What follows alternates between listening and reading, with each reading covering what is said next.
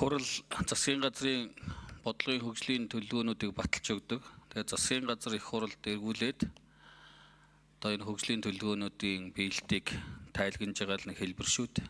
Цаасан дээр. Тэгээд гишүүдийн бухимдаад байгаа асуудлууд бол нэгт үнэлгээний аргачлал тойлдаагүй байна, ялгаатай байна гэж ярьж байна. Хоёрт цаасан дээр байгаа үнэлгээ дүгнэлт журам бодит амьдрал дээр нийцэхгүй байна гэдэг асуудлыг л ярьж байгаа шүү дээ. Цаасан дээр одоо бид хэн хэнийгээ одоо аргалаад гэдэг юм уу, сайн байна, мундаг байна, өндөр хувьтай байна гэдэг үгэнж болно. Эцсийцэд 4 жилийн, 5 жилийн, тухайн жилийн хөгжлийн төлөвлөгөөнүүдийн үр дүн ард түмний амьдралаар л хэмжигдэх ёстой. Айл өрхийн амжиргааны төвшингийг үнэлэх ёстой. Үнэлэгдэх ёстой. Засгийн газар чинь ард иргэдийнхээ амьдрал ах улс орныхоо эдийн засгийг л өөдөн татах гэж ажиллаж байгаа юм байна шүү дээ. Тэрний эцсийн үр дүн ямар байгаа юм бэ гэдгийг бид нар яриад шүү дээ. Тэгэхээр цаасан дээр дүгнэлт гаргаж байгаа биелэлт бодит амьдрал дээр ард иргэдийн амьдрал, эдийн засгийн нөхцөл байдал, айл өрхийн амьдрал ах ямар байна гэдэг асуудлыг л яриад шүү дээ. Тэгэхээр бодит байдалтай бас нийцэхгүй зүйлүүд олон байна. 100% ч гэдэг юм уу, 70-80% таа байгаа асуудлууд. За гэхдээ бас засгийн газар өнгөрсөн хугацаанд огт ажил хийгээгүй бол бас бодит үннээс хол зөрөх бах. Үнэхээр сайн ажиллаж байгаа гэвэл бүр ч одоо бас хол зөрөх бах бодит байдлаас.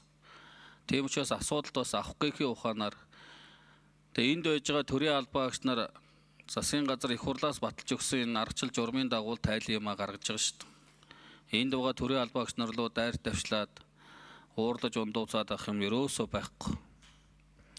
Эний чинь маш олон хоногийн хугацаанд маш олон төрийн албаагч нар төрийн дунд анхан шатанд өчнөө юм болж энэ тайлан гаргадаг юм л та.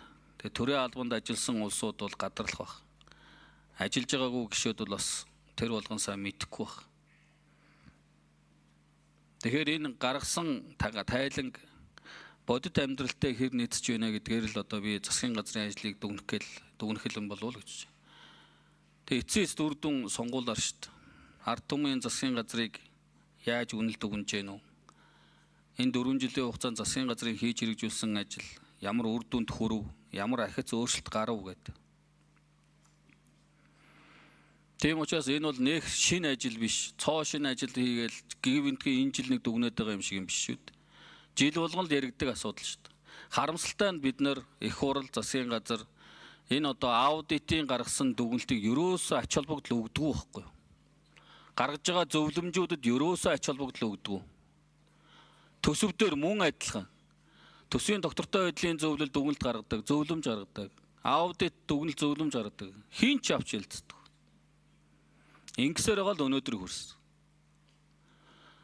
Цаашдаа хийх зүйл бол эндээс одоо бид нар жилийн хөгжлийн төлөвлөгөөг нь баталж өгж байгаа юм бол энэ үг өгүүлбэр заалт болгоны цаанд төсөв мөнгөтэй холбоотой асуудал байдаг. Явж явж төсөв дээр л тогтдог шүү дээ. Тулдаг шүү дээ асуудлууд. Тэгээ их хурал баталж өгөхдөө холбогдох төсвүүдийг баталж өгдөг юм аа. Баахан төсөвгүй ажлууд хийнэ гэд баталчдаг. Тэгээ энэ биелэлт нь хэрэгжихгүй байгаа учир шалтгаан нь ерөөсөө энэ шүү дээ. Тэгээ яг нөгөө төсөв батлах, жилийн эцэст, оны эцэст хөрөнгө оруулалт төсөв батлах болохоор гишүүд өөрсдөө баахан тойргийн асуудлаа баталцдаг. Яг энэ нөгөө хөгжлийн төлөвлөгөөнд орсон бодлогын асуудлуудаа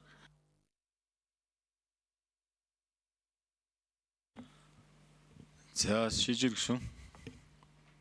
За 1990 оноос хойш